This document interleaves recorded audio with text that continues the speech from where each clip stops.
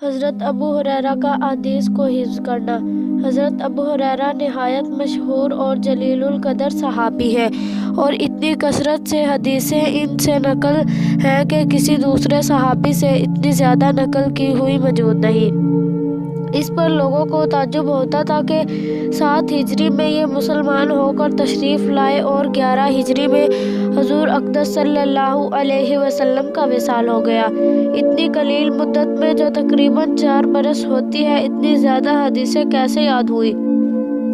خود حضرت ابو ہریرہ اس کی وجہ بتاتے ہیں، فرماتے ہیں کہ لوگ کہتے ہیں کہ ابو ہریرہ بہت روایتیں نقل کرتے ہیں۔ میرے مہاجر بھائی تجارت پیشہ تھے، بازار میں آنا جانا پڑتا تھا اور میرے انصاری بھائی کھیتی کا کام کرتے تھے۔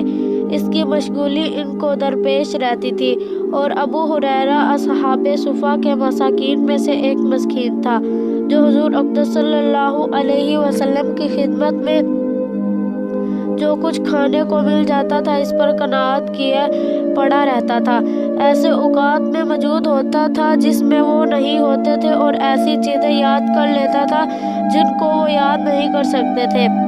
ایک مرتبہ میں نے حضور صلی اللہ علیہ وسلم سے حافظہ کی شکایت کی۔ حضور صلی اللہ علیہ وسلم نے فرمایا چادر بچھا۔ میں نے چادر بچھائی۔ حضور صلی اللہ علیہ وسلم نے دونوں ہاتھوں سے اس میں کچھ اشارہ فرمایا، اس کے بعد فرمایا اس چادر کو ملا لے۔ میں نے اپنے سینے سے ملا لیا، اس کے بعد سے کوئی چیز نہیں بھولا۔